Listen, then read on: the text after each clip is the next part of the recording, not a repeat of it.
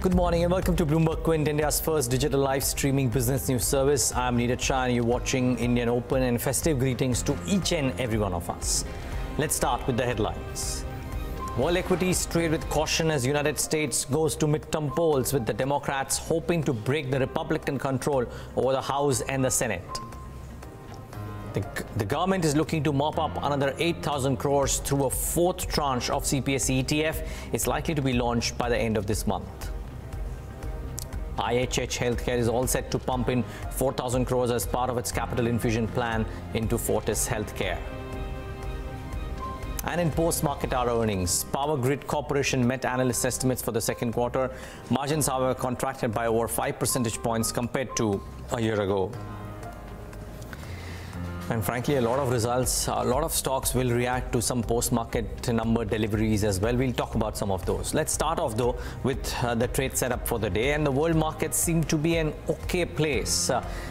Firstly, the commentary. I mean, somehow, to everybody's mind, what is more important than what's happening on the midterm polls as well is what's happening on the trade tensions. And yesterday's comments by Xi Jinping probably took a bit of a swipe at Donald Trump. However, the Chinese vice president, about an hour ago, the Bloomberg News website has updated this story that Beijing remains ready to discuss a trade solution with US. So there's a bit of a flip-flop out there, largely veering towards the positive side in terms of the trade tensions between US and China. And frankly, the equity markets want that.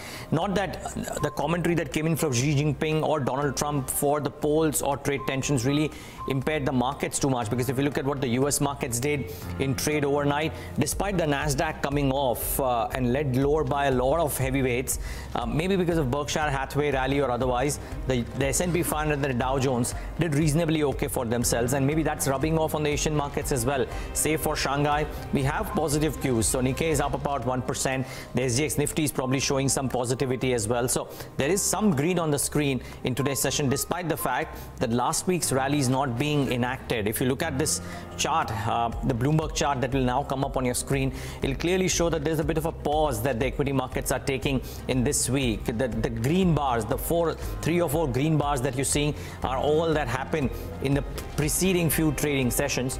And this week, predominantly, we haven't had the best of starts. So a bit of a pause after a very good rally the whole of last week.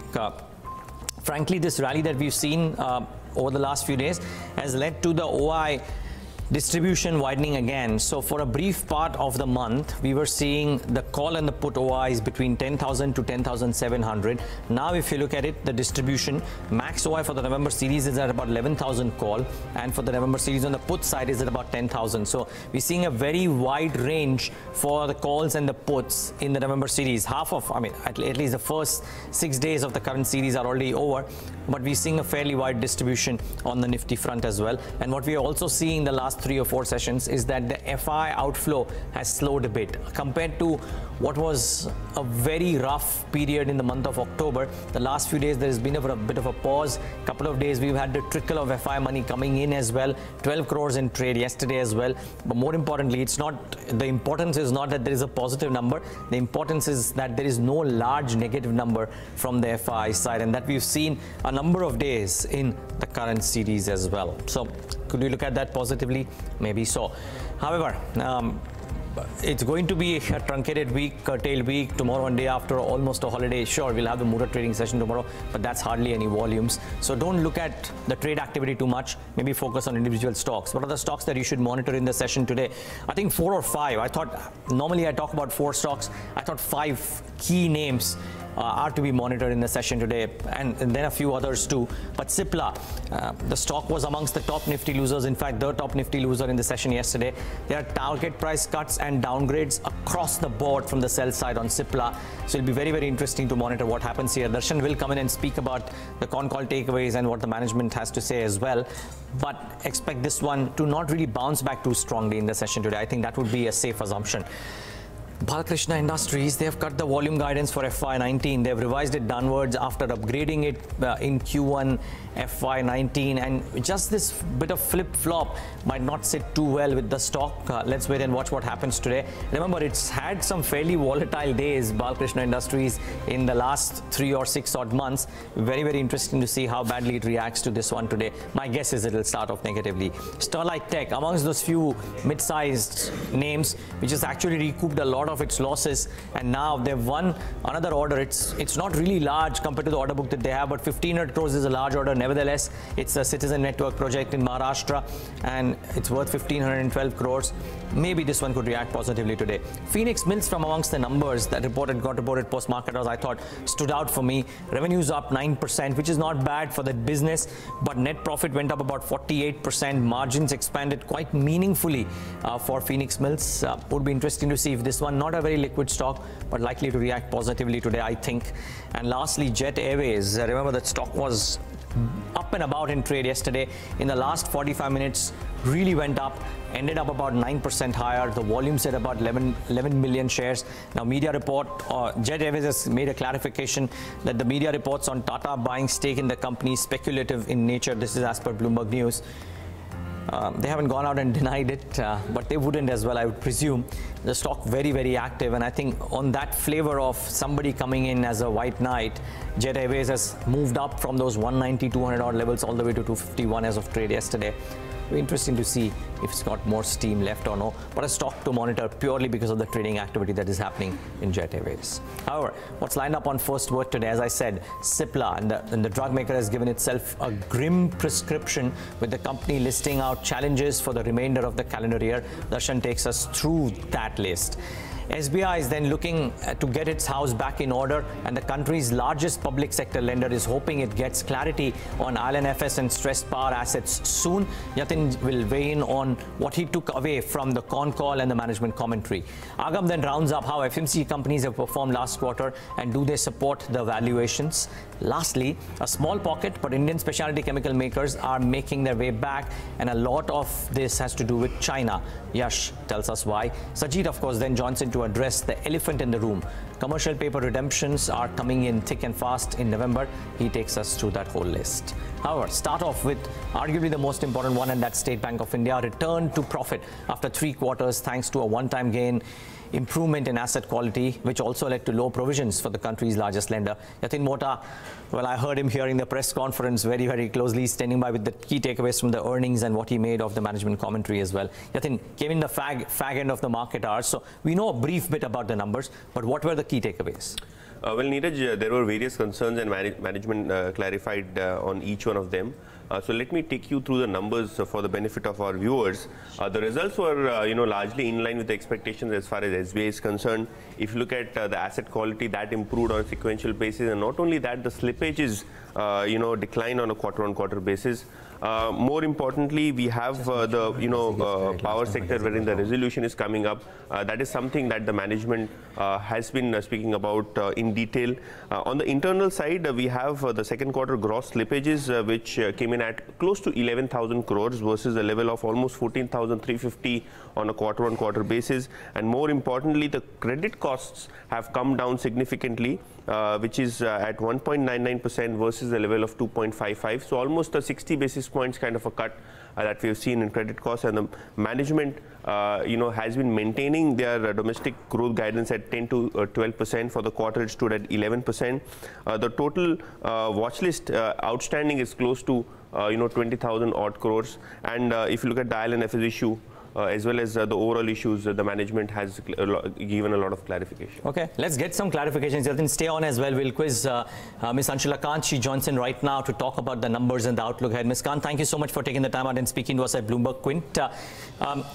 People would look at this as a glass half full or a glass half empty. There were one-time gains which led to the numbers looking okay, but by and large, asset quality improved, slippages under control as well. How do you choose to look at the numbers? No, I would definitely look at it as a glass half full and getting to the glass full actually stage. Because, if you go, above the operating profit, If you look at our net interest income for quarter 2 over quarter 2, it has grown by 12.5%. For the half year, it has grown by 18%. That is the crux of our, earnings upside that we will continue to get in the future. The costs are very well under control. Overheads are extremely well under control. Staff expenses are elevated because of, the gratuity one-time increase and plus base revision that we are doing. That will also start to taper off in the coming months.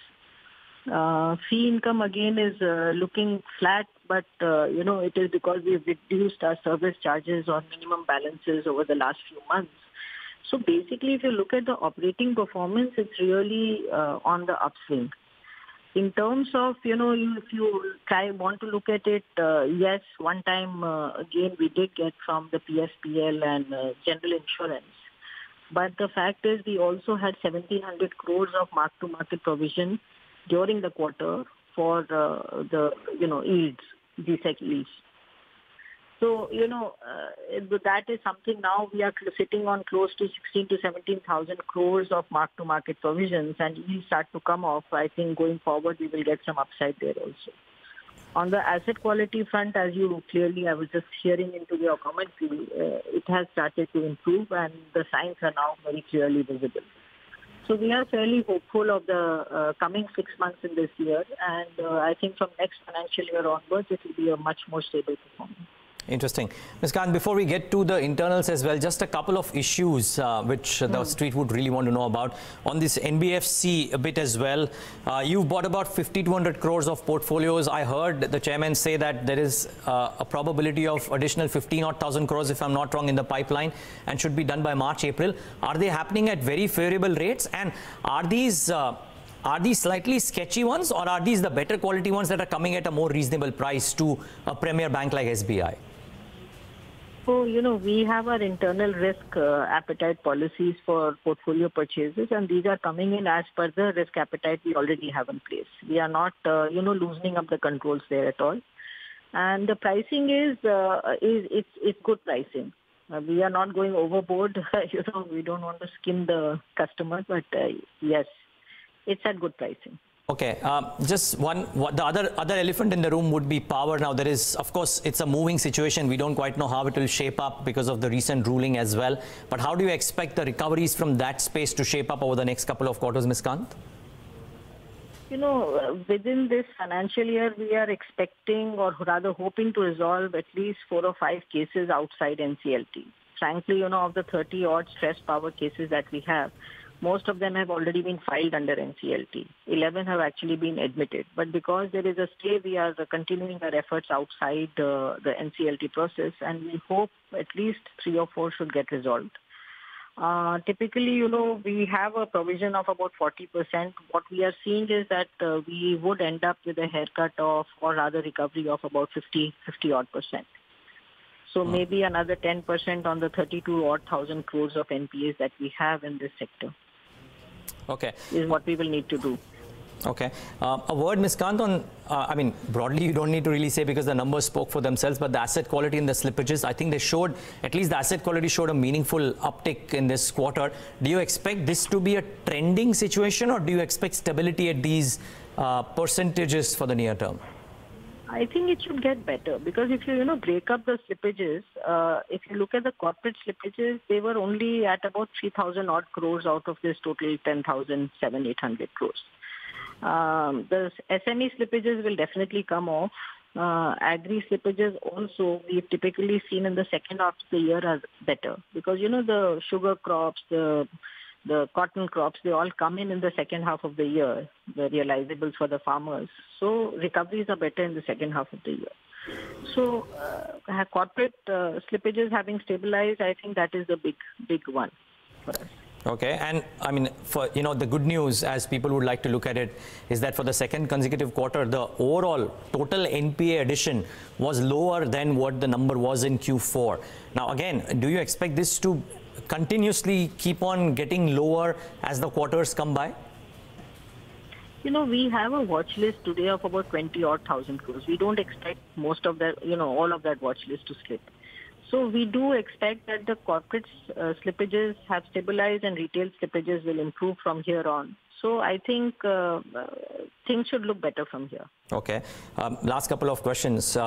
The NIMs, and I think if I just look at the domestic NIM, it improved ever so marginally if I adjust it for the interest income booked on the NCLT resolutions. Core OPEX growth was kept under tight leash as well. How do you expect the next couple of quarters to look on this front, and what do you expect the NIMs to look like over the next couple of quarters? Clearly, margins are on an uptrend. In any case, when there is an upward interest rate cycle, margins tend to improve. And we are expecting and we are seeing as we speak resolutions happening. Some of the resolutions have already happened in October itself, which will give an upside. So I think net interest margin from here on will get better. I think year-end we should see anything around 2.9 or 2.85, upwards of this area where we are. Interesting. Ms. Kant, one final question really. NBFC after NBFC that we speak to have seeded that for the last few years, the growth that they took away from some of the PSU banks might go back to the corporate-facing banks, not necessarily PSUs, but corporate-facing banks. Do you see this trend developing materially over the next couple of quarters, and then a share of, say, a very well-placed bank like SBI only improving materially on the businesses that the PSU and the corporate-facing banks lost to NBFCs over the last 5-6 years? I wouldn't like to actually give a sweeping statement like that, but definitely the opportunity is there. But you must remember that our risk appetite and our policies for taking on new credit may be a little different from NBFC. So in that space, we are very confident that we'll continue to improve. Whatever kind of retail credit that you see, we largely lend to salaried owners, salaried class people. I'm not so sure whether housing finance companies, that is a target group that they are targeting. But definitely, as their offtake slows down, we will pick up some of it. But I don't think it will be a big, major chunk that will come to us. Clearly, because of the discernment in what we would like to actually book. Okay. Fair call. Ms. Kant, appreciate you taking the time out and joining us today and giving us your thoughts. Thanks so much, and festive greetings to you and the entire team at SBI.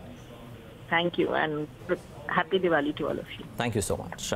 Well, that's State Bank of India talking about, reiterating a lot of facts, but NIMs on the uptake in a rising interest rate cycle, asset quality to improve on the gross number and as a percentage as well in the quarters to come. I think that's what I took away as the key pointer from there. Otherwise, a lot of other things that have been spoken in the con call as well. They hope to resolve the power sector stress outside the NCLT because they can't afford the power sector to go under. So that's something that has been well documented as well. ILFS not a big issue. NBFCs 5,000 and 15,000 crores, those numbers are known as well. Well, that's a comprehensive discussion on the numbers from the largest bank in the country.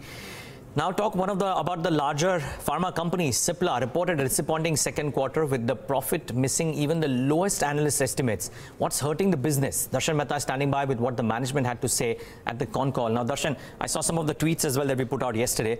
7% down already. What was the key takeaways in the con call, and what's the near-term outlook for Cipla? What are analysts saying? So across the board, at least 6 or 7 analysts have downgraded the counter. And with the target price, another 5-7. So across the board, I think there will be hardly 1 or 2 who have not revised the target price. That's for EPS cuts for FY19 anywhere between the lowest is 5%, the highest is almost 30%, and the consensus average is 15 to 20%. So that's something that they're saying. Now, there was uncertainty as far as the guidance and the outlook is concerned for the next 2 quarters for the company. If you remember what we spoke yesterday and on what I tweeted out, the investor presentation, the 4 lines, the problems that were there, and that was something that has spooked the investors and the analysts, and that was also something that was discussed in the con call. Now, what the management is saying is because of these 4 factors, and I'll talk about them, they're saying there'll be a hit of almost 100 crores per quarter on the top line, so that will not come in. So that's the key impact. Now, the 4 reasons that they're saying is that the sales hit will come in because of the sanctions, as that is there. They have a lot of exposure to the Middle East. That will be there. That will be there. Capacity issues, it's an internal issue. They're not able to sort it out, but they say that could be done by FY19.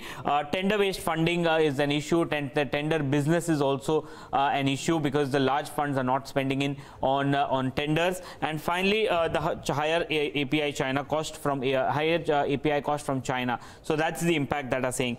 They're saying capacity issue that is there could get resolved by FY19. So the next 2 quarters, you will see an impact that will come in. And because of all these 4 factors, they've guided for a flat profitability in the near term. So don't expect anything from Cipla in the next 2 quarters. It probably will be weak. Now, individually on the US business, that probably was the only thing. The ramp up has not happened, but the analyst community continues to be bullish on the US business. Now, they did $108 million of top line in the second quarter. They're saying by the fourth quarter, they'll reach $125 million. That's what they say. Whether it comes to or no, I don't know, but they've given a positive view on that. On the India business, they've retained the guidance. They're saying close to $1 billion. So anywhere between, they're saying close to 6,400 to 6,500 crores will come in on the top line in FY19. And they're saying the last year's base was higher because of the GST restocking. The infective season came in much lower later, and that is why the India business didn't grow as much as this thing. And then we spoke to the management yesterday. They indicated the same factors that they are there. But they're saying rebalancing of the acute portfolio will be the key factor for them. And as far as the drug launches are concerned, Cipla has guided for a delay for 4 months as far as Provatil is concerned. It's already been delayed by another 3 to 4 months, and that probably will come in. But they're saying that they have filed in 10 ANDAs in the first half. Another 10 will come in the second half. So on the whole, if you look at the graphic, if we have it, all the downgrades that have come in and the target price that have cuts that have come in, clearly look at that. The downgrades have come in, and look at the target price cuts that they have come in. So these are the companies that have downgraded Cipla, and the balance have actually cut the target price. So not the best of news coming in for Cipla. Nothing major positive that's coming in. So don't expect anything on the next 2 quarters for Cipla. Probably if that improves, yes, probably in FY20, probably you might see improvement. But the next 2 quarters will be pain for Cipla. Well, that's very interesting because some of the target prices are way lower even than the current market price after the 7% fall. And Darshan, yesterday the volume shot up in trade. The delivery volumes were lower, but on a high volume day, you would expect the delivery volumes to be lower. My thing is Cipla is always anti-consensus. Look at the so many quarters. When they come out with a bad number, the counter reacts positively. That's happened. That's always happened with Cipla. It's always and that's why the target prices are much higher. Now people, and I was looking on the Bloomberg consensus estimate. Even after all these target cuts that are coming in, the Bloomberg consensus estimate still indicates an 11% upside on Cipla. So that is there for Cipla, and it always commands a higher premium because of 2 factors. First of all, their US business is low, and that is growing. That is why. And secondly, they have a large India presence, and thirdly, they have a high portfolio, branded portfolio segment. So on these 3 premiums, it always trades at a multiple of 20-25%, 20 to I think 24 or 25. At these prices, what's the current valuation multiple for Cipla? So I think at this price it could be anywhere between 20 to 25. I haven't calculated that, but on an estimated basis, yes, it will be close to 22 times. I believe. Okay. So 22 times for Cipla, 7% correction done yesterday. Some price target cuts have come in, but it'll be interesting to monitor what happens to the stock today as well. And if you want to know about the management, more about what the management is saying, Darshan will be speaking to the drug maker CFO at 9:30 a.m. So you really don't want to miss that. Thanks, Darshan. Thanks for putting that into perspective. That's Cipla for you. Let's wait and watch what happens here.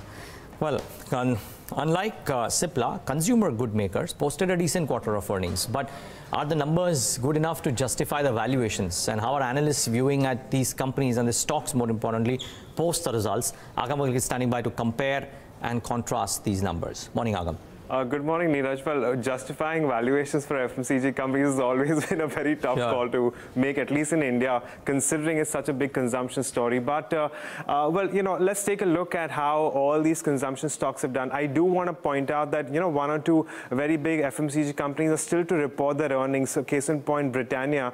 But if you leave that aside, I want to take a look at how some of these companies have done. So this is how, when it comes to your revenue growth, a lot of these companies have now starting to show that double-digit revenue growth. This is after a very, very weak year that they've had last year on the back of, well, weak demand coming through.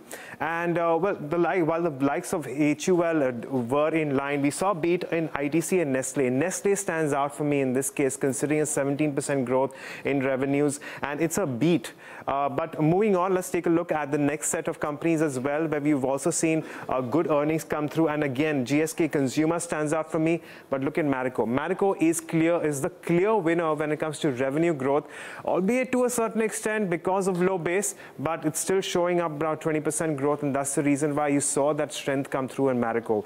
Moving on to margins again. Now, this is where if you start seeing ITC stand out. One clear reason behind ITC's gains was the fact that, well, its cigarette business had no problems. Secondly, its FMCG business has really started to take off now, and that's the reason why you're seeing that 190 basis points expansion in margins as well when it comes to ITC. Of course, HUL consistent as ever at around 22-23%, and well, there's really no change there. But let's take a look at the next set of companies, and GSK Consumer again stands out as one of the winners out there. Margins at 28%. Do remember, GSK Consumer does not have that fillip of cigarettes that ITC has, and despite that we've seen 28% margins coming in and a 450 basis points expansion. So when it comes to your improvement in margins, certainly GSK Consumer that stands out.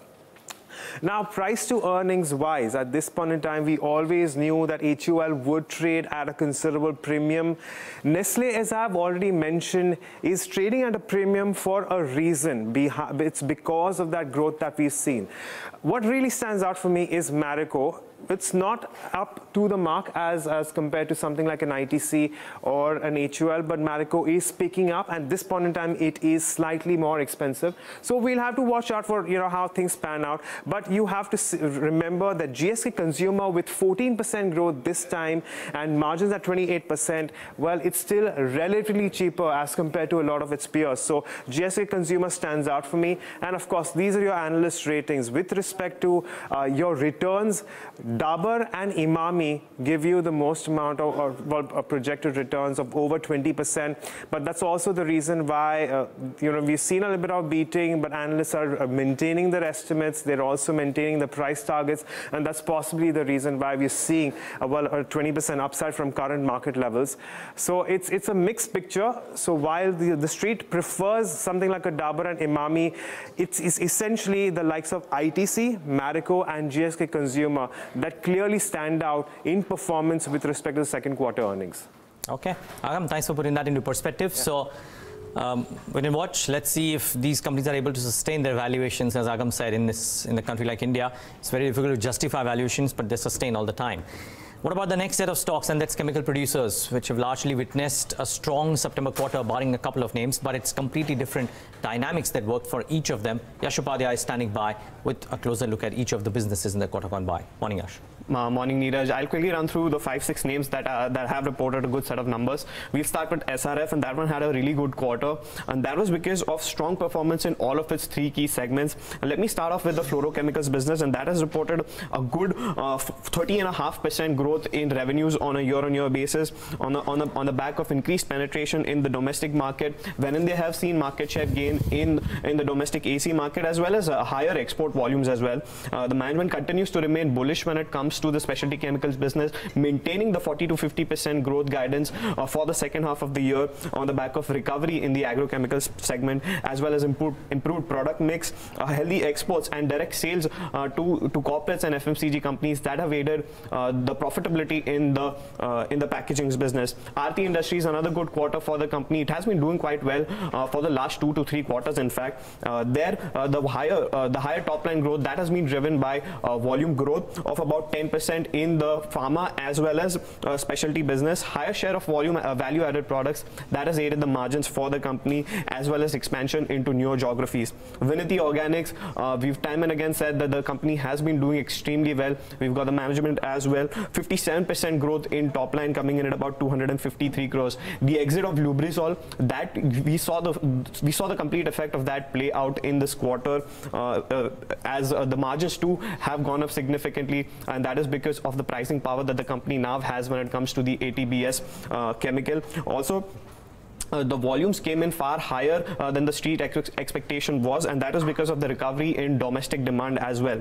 Solar industries, it was a bit of a mixed quarter. While the top line growth was good, the margins came in under pressure, and that is because of the low offtake in volumes from the non-Coal India clients. So Coal India, that continues to remain a primary customer for the company. A third of their revenues come from there. But that apart, a strong growth in overseas business, a pickup in their defense segment. That has been something that the analysts had been positive about, that it is going to happen, and that has happened finally in FY19, and the management has maintained its full year FY19 guidance of 25% earnings growth for FY19. Quickly run through Deepak Nitrite, a very good quarter for the company as well. China's pain is Deepak Nitrite's gain, if you could say it that way. A strong growth in the top line is aided by the supply disruption in China. We've seen the Chinese authorities cracking down on the polluting industries, and that is something that is a very big positive. The near-term earnings positive for the company is the commissioning of their phenol acetone project.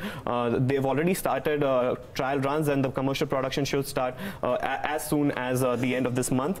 And Navin Fluorine, a mixed set of numbers. Overall, a good quarter, but the only key issue remains that the higher raw material prices, that has had an issue with their margins, and they haven't been actually able to pass on the higher costs due to their higher share of contractual contracts. And Bodil Chemicals, a strong 12 and 15% growth in volumes for the dye stuff and intermediate business, and margins too have gone up significantly due to the higher realization as well as rising share of imports, which now contribute about 47% of its top line.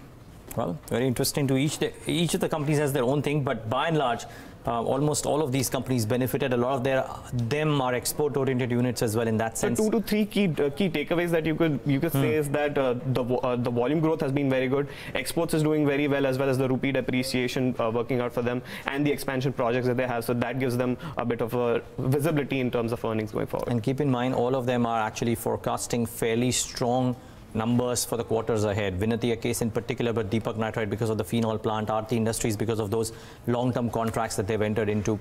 So, well, something going for them. Yash, thanks for putting that into perspective. That's the specialty chemical firms have done rather well for themselves. But that brings us to the end of First Word. Lots more lined up on Indian Open. We discuss markets and the way ahead with Jyotivardhan Jaipuria of Valentis Advisors. Decode the September quarter earnings of Cipla with Kedar, Upadhye, and Sunil, Bohra of Minda Industries. But after this break, full tilt towards the day's trade.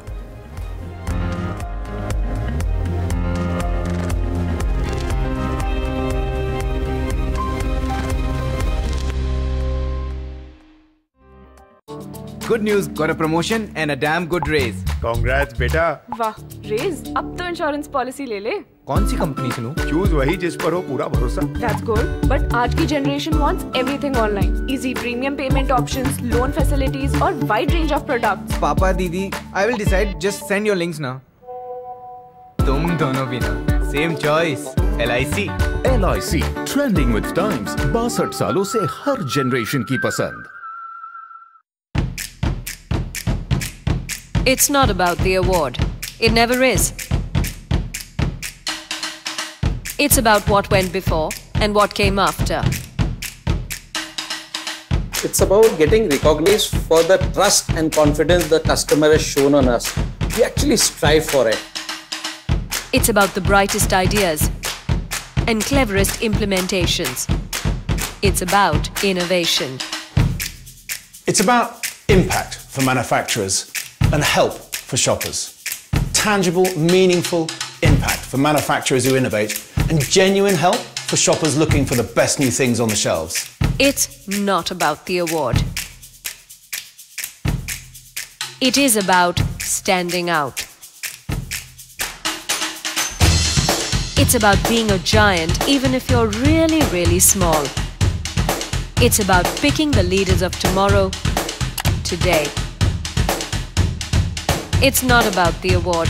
It's about competing. It's about an unbiased, countrywide, face-to-face consumer survey that is unique and provides relevance and differentiation. Essentially, we're adding something to the marketing arsenal of product teams.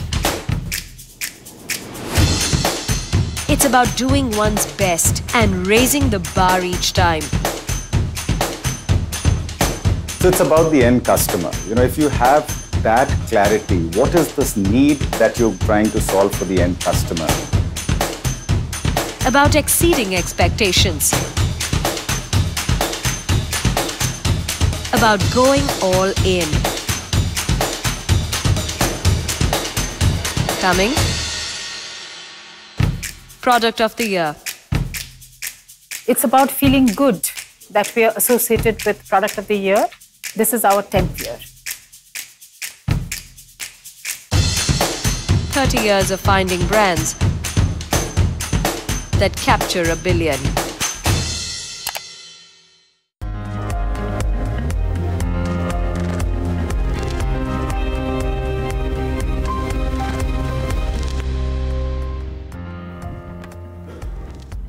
Welcome back to all our viewers. You're watching Indian Open right here on Bloomberg Quint. A quick look at the Asian markets and how they're faring at this current point before we move across and take stock of all the news that we have this morning. Nikkei is up about 1%, but not so much so for the rest of the pack. So Shanghai is trading under by closer to 1%, while the Hang Seng is just about in the red by 0.25%. The indications coming in from the SGX Nifty are slightly more positive, so closer to about 0.33% or so is where the SGX is currently trading at. Remember, the start of the week yesterday for our markets wasn't particularly the best of weeks. We did see a close in the red, but we'll go and see how we stack up for this entire Diwali week. But let's take stock of what's the news that's brewing right now at the current juncture. Starlight Technologies has won a deal to set up a broadband network to connect over 4,000 villages in 8 districts of Maharashtra. The company is also working on a prototype for last-mile connectivity using its newly unveiled fiber with Reliance Jio. To give us more details about the deal, we're now joined by the CFO at Starlight Technologies, Mr. Anupam Jindal. Mr. Jindal, thanks very much for taking out the time and talking to us. Can you give us some more details regarding this particular order win, the execution of the same, and anything else that you would like to highlight? Sure. So this Mahanet project, which we have won recently, is part of the larger BharatNet project which the government had launched long back. And we are very happy to be part of this project execution, particularly in Maharashtra and Vidarbha region. And as you mentioned, it's covering 8 districts. And more importantly, 4,000 gram panchayats which don't have good connectivity with broadband so far. It's a 1,500 crore project with about 1,380 crore towards capex, and we will have another 3 years for O&M, which will be roughly about 140 crore. And this project, we believe, will be completed over next 1 year, so it will spill over to next financial year. And with this order, we will be having a total order book of about 11,000 crore. We had finished last quarter just about 9,500 crore, and with this 1,500 crore, we are now 11,000 crore, which is roughly 3 times of our annual run rate of revenue. So from that perspective, this is a very good win. And from execution point of view, we are very happy that it will allow us an opportunity to serve the unprivileged section of the society, which will get connected through this broadband initiative of the government. And it will impact roughly about 7.5 million population of Vidarbha region. Right. So earlier on, the management had highlighted that the company is focusing on the access to telecom networks now, and with the government's push to the telecom sector, how well placed are you to capitalize on the same? Yeah, so we had initiated this service and solution vertical about 4 years back with the win of one of the large projects for defense in north of India, Jammu and Kashmir.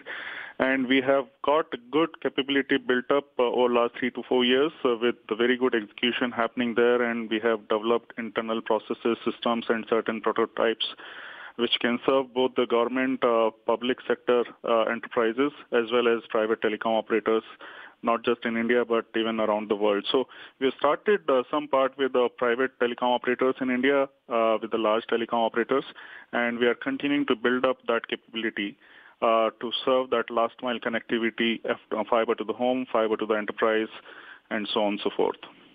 Any other big government orders on the anvil, sir?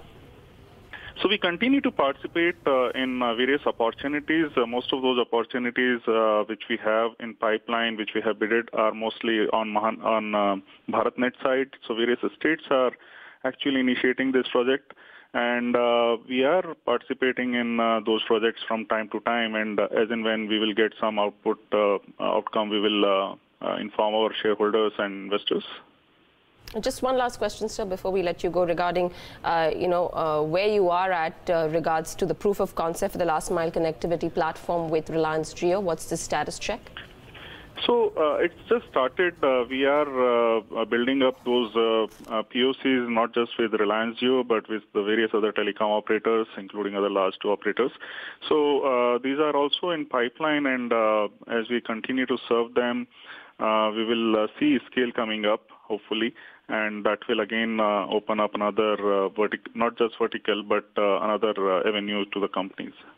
Got that. Mr. Jindal, appreciate you taking out the time and giving us those quick thoughts, and congratulations on the order win there. Thank you very much. That's Mr. Jindal of Starlight Technologies talking about the latest order win. But markets obviously deserve attention, and we've got a lot to look forward to in terms of earnings, in terms of specific stocks and news. So I'm going to quickly go across to our research team. They're all standing by to run us through whether or not the kind of information and the results that have come out will lead to any stock price reactions this morning. So we've got Nikki, Agam, as well as Yash. I'll start off with you, Nikki. The numbers that looked weak. I'm going to start off with Power Grid of Corporation. Well, the number is Power Grid Corporation of India. I'm going to be starting, the numbers remain to be pretty in line with estimates, but then the bottom line performance seems to be limited on account of recapitalization and higher CSR and finance costs. Top line, we're looking at a 14% uptick, but then the bottom line growth remains restricted around that 8%. EBITDA is up by 7%. Margins have shrunk to 84% as compared to 89%.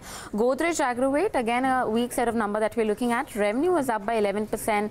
But then the operating performance clearly has taken hit. We've seen a 4% downtick there, and the margins to that account have contracted to 8.9% as compared to 10.2%. Sheela Foam, where the revenue is up by 10%, but if you look at the EBITDA performance, that's almost down by 27%. Increase in raw material cost, which has not been completely absorbed by the price hike, has weighed on the operational performance of the company. Balkrishna Industry, where the operational performance remained to be muted enough. Revenue up by 18.9%. EBITDA, however, has seen a growth of 9% at 332 crore as compared to the estimates of around 404 crore. Margins have shrunk to 25% as compared to 27%.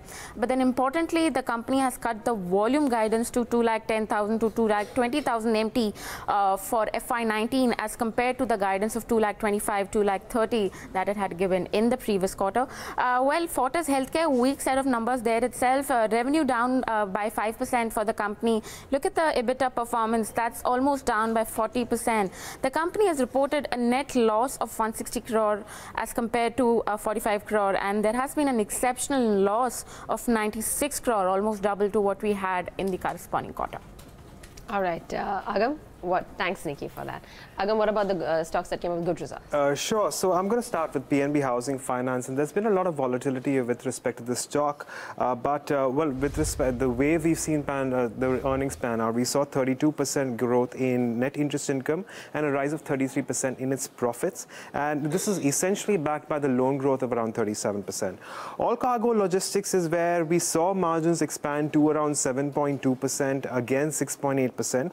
But profits did decline by 3%, and this is largely on account of one-offs. And finally, Phoenix Mills, where we did see a rise of around 9% in its top line, but net profits rose 48%. It's largely on account of improving operational margins, and these are just some of those stocks that we'll be watching out for on the back of good results. Okay, Agam, thanks for that. And what about some other stocks and news? So I'm tracking Natco Pharma. Apart from a good set of numbers, the company has also announced a buyback of 8.22% of the equity at a maximum price of about 1,000 rupees per share. Now that is a 29% premium to its current market price, aggregating to about 250 crore rupees. Now post the acquisition, the promoter holding, which stands at about 48.25% as of the latest September shareholding pattern, that would go up to 48.9%, which is a big positive.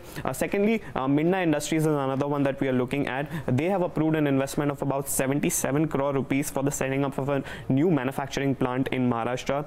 HCC2 has approved a rights issue. The company is set to meet on November 12th to consider the terms of the rights issue, but they are looking to raise about 500 crore rupees. And in terms of the key bulk deals to watch out for, we are tracking NIIT Tech. There, William Blair and the company, they have sold close to 4 lakh shares, about 0.6% stake in the company, whereas Matthew International Funds, they have acquired about 3.5 lakh shares as well.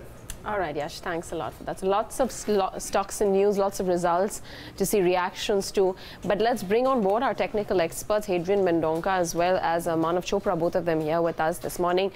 Very happy Diwali to both of you. I'm going to start off with Hadrien and whether we will see a good Diwali cheer on the Nifty levels as well.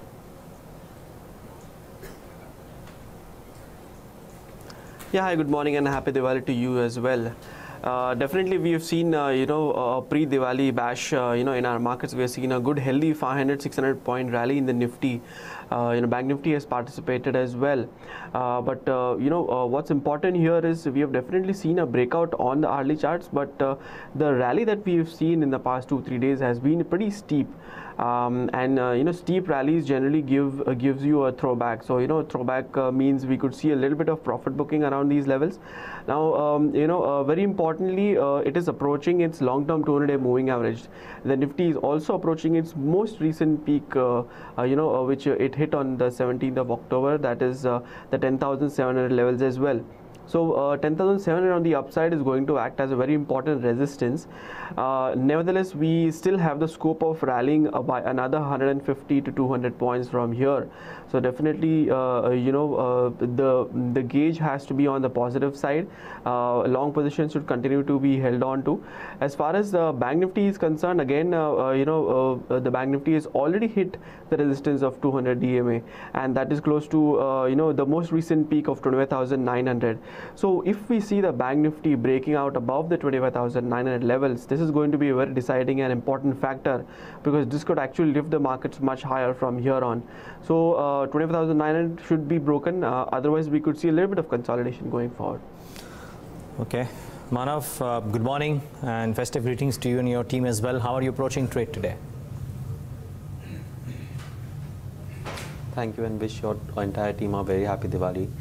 Most importantly, the markets last week has formed a very strong reversal formation on the Nifty and the Bank Nifty both, which is confirming that we have confirmed a short-term bottom in place. And as per our expectation to our previous interview, where we had initiated a good aggressive long position in the Nifty at 10,100, and we were expecting a good rally towards 11,000. I think we are seeing that kind of a formation, nearing to that completion.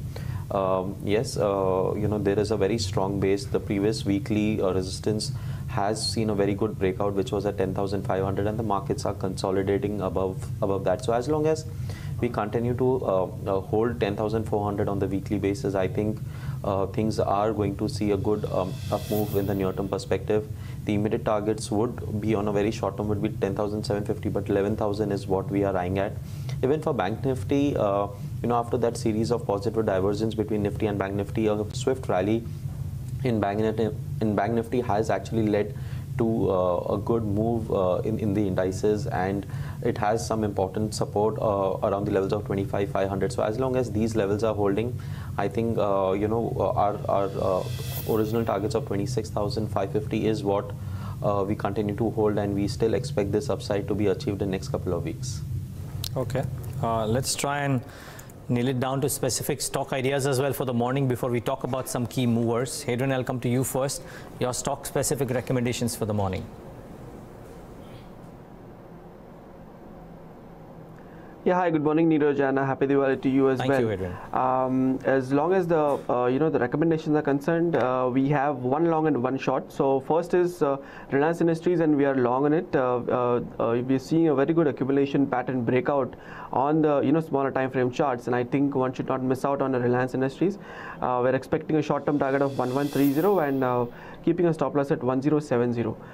Second is we're short on Balkrishna Industries November futures. We have seen a very sharp reversal after a very strong rally.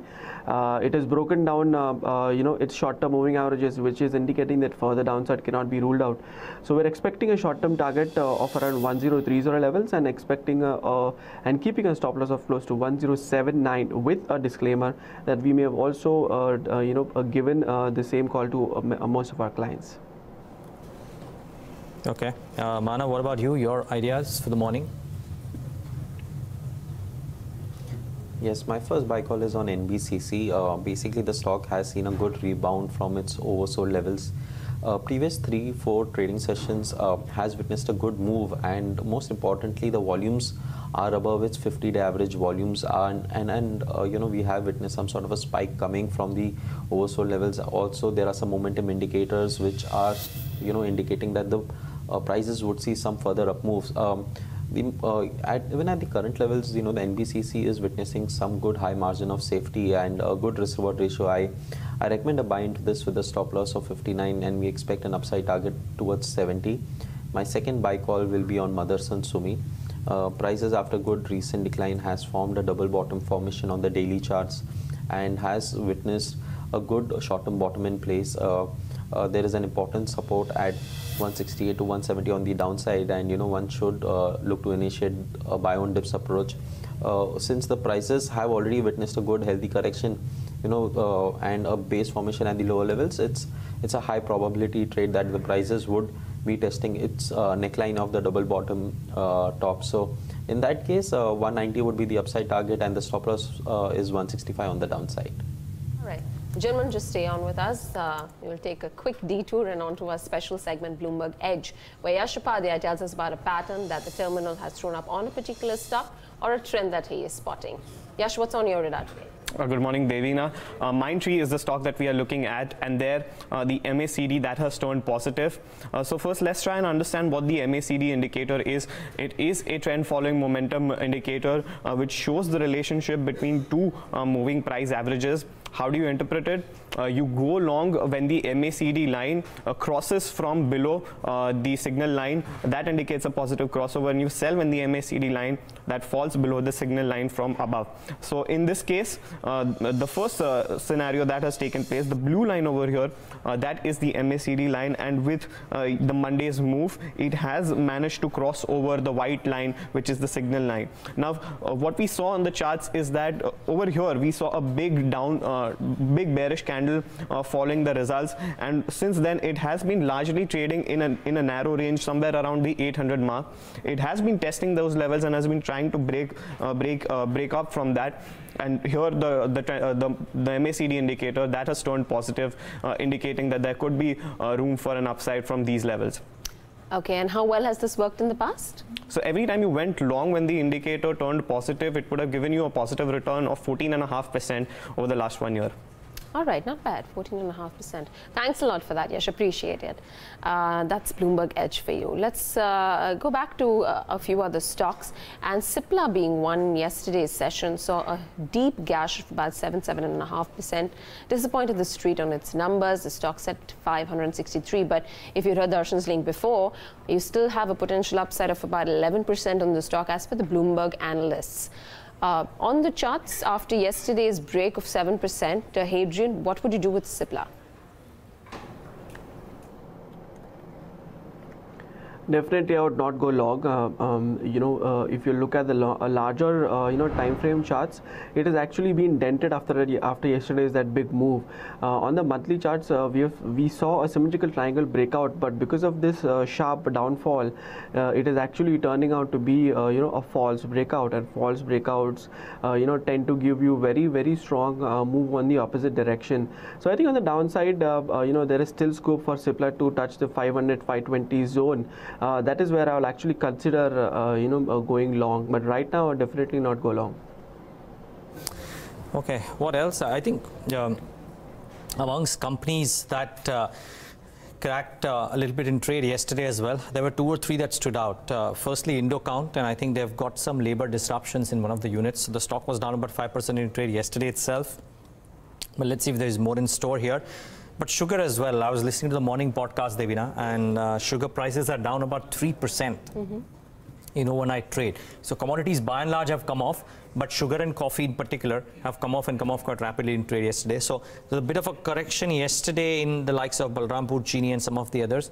It could be interesting to monitor what happens to these companies today as well. After having a fair bit of a run, could there be a bit of a pullback because of global sugar prices coming off?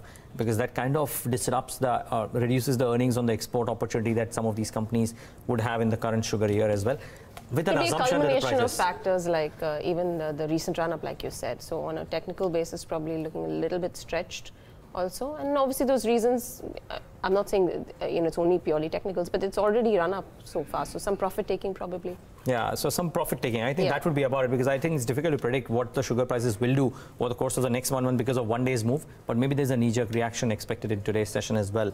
I'm just wondering, Manav, would you take a trade on any of the sugar names? Keep in mind, Balrampur's cracked about 5% yesterday. Could open slightly weak today's session as well. In fact, the prices of most of the sugar stock has been in a consolidation in last 8 to 10 trading sessions. Balrampur Chini also faces important resistance close to the levels of 105, 110, and it has a good important weekly support around the levels of 98. So overall, I sense these stocks would be trading in a broader range. What looks very good in most of the sugar space is that on the monthly perspective there has been a very good reversal formation. So in case if there is any pullback rally towards the important weekly support zone, I think that would be the time that one can look to initiate some sort of a long positions. I sense if we see some at least 5 to 8% correction in Balrampur Chini towards the support of 90.95, I think that would be the right levels, because that also coincides with some of the long-term averages and important Fibonacci clusters. So at the moment, I think one can let go this stock and wait for the right time, and once if the prices are at the support, I think that is the time that one can look to initiate long positions. Okay. The other one to watch out for, probably just in light of the festive season and the pickup in demand for jewelry and gold in particular, would be a Titan Industries, whether or not this actually perks things up at the company in terms of their sales figures. Titan, though, on stock price performance, the last few days has not been doing all that much. Last 1 month, stock's been up 9%. But Hadrien, do you see this stock reaching those levels of 900, 950 soon? Yes, there is a scope for Titan to move towards the 900 levels, and 900 levels is also very important, rising trend line resistance zone for the for Titan on a monthly chart. So that's very important to note down. But the rally, we have already seen, the jewelry theme being factored in, as we've seen since the 23rd October lows of 750 odd levels. We have already rallied over 100 rupees in Titan. During this switch, we have seen the 200-day moving average also been broken pretty convincingly. So I think as long as we hold above the 840, 850 zone, I think there shouldn't be any problem. In the short run, we could use any kind of declines to accumulate Titan, and one could play for targets close to 900 odd levels in, going forward. All right, that's Titan for you. We're just about 2.5 minutes left to go from market pre-open. And the other one that dipped in yesterday's session is an Indiabulls housing finance. Stock was down about 4.5% in trade, but nonetheless, the last 7 days have been relatively good. In fact, the stock has really pulled back and, given gains of almost 22% in the last 7 days. Is there more steam left here, or you see a case for more profit-taking here, Manav? See, from the NBFC space, I would want to comment on DHFL, as Indiabulls would. I would not want to speak on the compliance versus. NBFCs, yes, definitely has seen a good bounce from the oversold levels, and faces some sort of a headwinds, at least when it comes to the technical structure. The structure formation of some of these stocks have been distorted, but looking at the charts for DHFL, I sense that there is still a trading opportunity into this, as the prices has seen some sort of a short-term bottom in place. I don't call this for a good medium-term, long-term opportunity, but it can just be traded for a short-term. It has important supports on the intraday basis, also close to the levels of 210.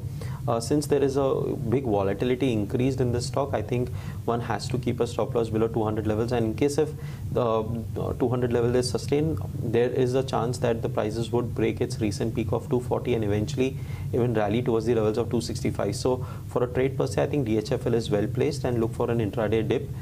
Keep a stop loss of 200 for your longs. Let's wait and watch what happens to some of the NBFCs in today's session as well. We'll get in Sajid in a few minutes from now to talk about the kind of redemption numbers that some of these NBFCs are facing, or rather the CPs that are coming up for renewal, or any kind of paper that is coming up for renewal. And then people would be hoping that they do find takers for all of these papers. But 30 seconds left for the pre-open session, and we might start off with a tinge of green, which is not too unwelcome considering what happened yesterday. Sure, Neeraj, but the overall, going just by the Q of SGX may not work for us because most of the times we see some little bit of divergence from the SGX. But nonetheless, the mood seems to be slightly more optimistic across Asia. We're going to be watching it closely for the currency because once again, it took, it's around that 73.13 mark. So that's going to be important to keep an eye out on. That's SGX for you, 10,584. Positive, yes, about 0.5%. Goes to see whether we hold on to those gains as we progress through trade. That's the Nifty for you, 10,590, 35,196 on the Sensex as well. So not a bad start. Yesterday's start was also positive, but towards the end we sort of petered off.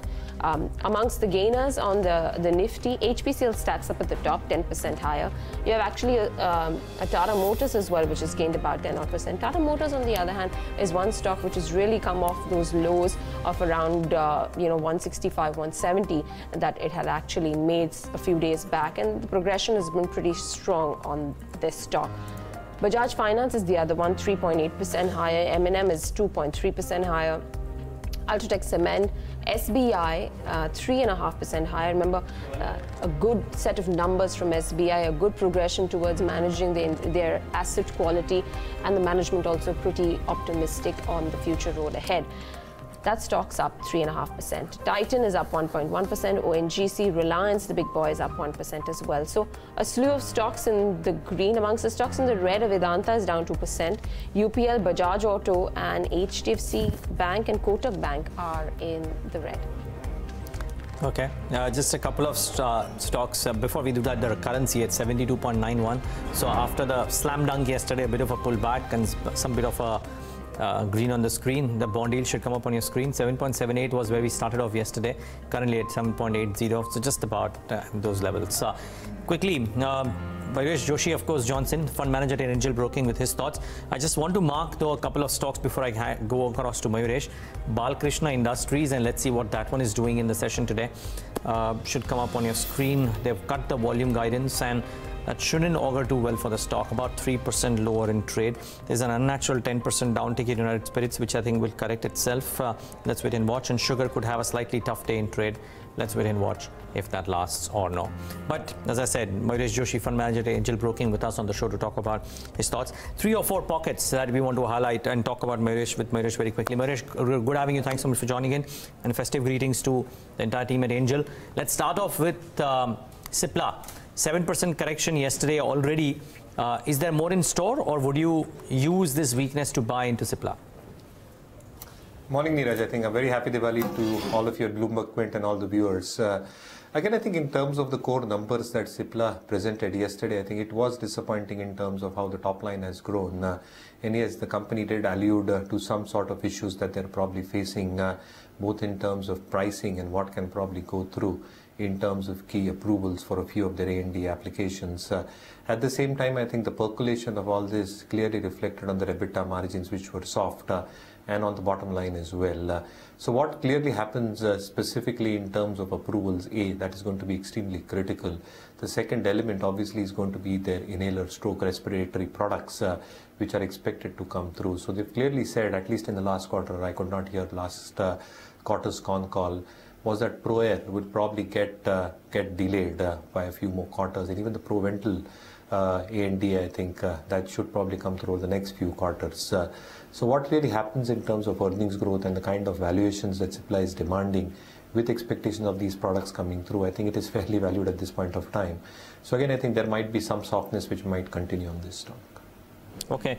Mayuresh, how closely do you look at Balkrishna Industries? That company's results came out, but more importantly, they've cut the volume growth guidance after upping it or revising it in Q1 FY19. The stock starting off marginally lower today, but what's the impact to your mind? Again, I think sentimentally, Neeraj, it will get hit because what they had, what they were expected to do, rather, in terms of the volume guidance that they had given out a few quarters back, I think that does have some amount of an effect as volumes are cut. But is there potential? Is there scope that this company can deliver? Because the kind of market share that it currently sits on, the expectations in the OFT market, probably I think in terms of what they can deliver, both through utilization of its Bhuj facility and expectations that they will gain market share because of the labor arbitrage that they possess. I think there are key opportunities that probably are there in front of them. They've also got their key strengths in terms of, as I said, utilizing the Bhuj plant completely. And yes, I think raw material input cost inflation does play truant with a weaker currency, but that to a certain extent also gets offset in terms of the exports that they do. So I think there is an element of growth that will come through if one really has a long-term horizon. But with the volume guidance that has got lowered, yes, I think the earnings estimate should probably get lowered, which means that the stock might see a sentimental downside, at least from a short-term perspective. Mayuresh, within the banking pack of late, looking at what Yes Bank has been doing, it's difficult to gauge. But what would the call be on this, prior to the appointment of the new head at the bank?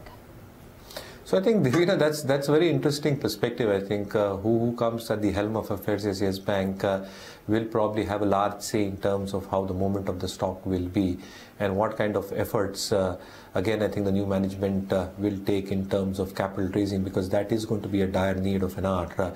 So I think anybody who is credible enough and who the street probably accepts, I think the capital raising will become far more easier, and that is a very critical aspect, specifically in terms of the balance sheet expansion that Yes Bank desires, if it is expected to grow at 25, 30 or even beyond that.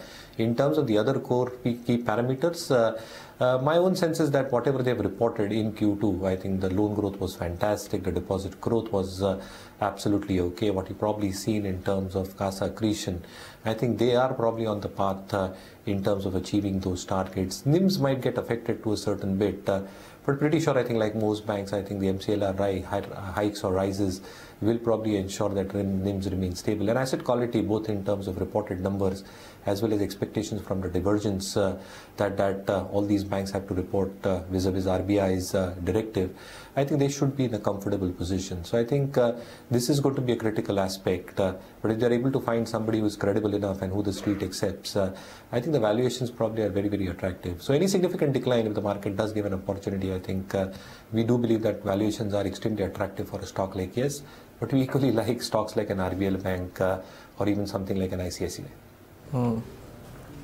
Mayuresh, did you take a look at the announcement of Starlight Tech? They've won yet another order worth 1,512 crores.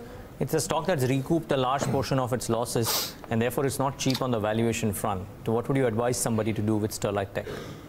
No, it's a similar story, as I said. I think, yes, you're absolutely right. Valuations are nowhere cheap. But again, I think the kind of order wins that they're getting, I think that probably gives revenue visibility for the stock. The second element also is going to be the execution parameter. So I think once they've invested a significant amount, both in terms of the OF and the OFC capacity, I think the capacity increase itself will ensure that they are probably expected to take far more orders. And again, I think the kind of expectations that one really has in terms of their execution, I think if the execution is on track, my own sense is that the earnings trajectory that StarTech can actually deliver over the next few quarters can be humongous. Now, the other element obviously is going to be how the cash flows are going to pan out, because a large element of the capex is largely going to be behind them. Any execution and operating leverage on the balance sheet is going to throw out free cash, and that is going to create the necessary leverage on the balance sheet. So again, yes, I think the stock is not cheap on the valuation front, but anybody holding can hold on. I think fresh investors probably need to wait for decline and expect that if the markets do correct and if StarTech does correct along with that, I think they get an opportunity to enter into the stock. All right, Mayuresh, thanks a lot for joining in. Really appreciate you taking out the time and sharing those views with us. Quick takes from Mayuresh. The other one that we can probably look at and go back to our technical experts for their opinion on the same is a Vedanta. I mean, the stock looks like it could probably have a sharper open on the downside, at least going by the pre-open takes right now at 207. Hadrien, 207 on a Vedanta?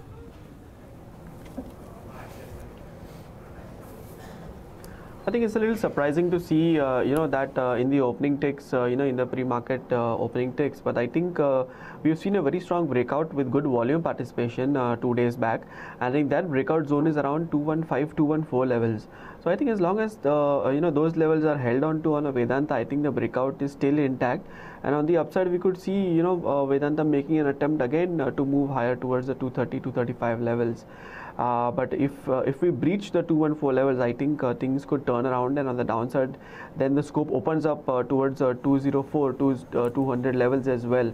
So 214, is going to act as very important support area for Vedanta. Keep in mind ex-dividend and therefore this correction in Vedanta, no damage to a shareholder. Manav, quick 20-second call. Somebody was short on Cipla yesterday. Would you take profits off the table now or stay short?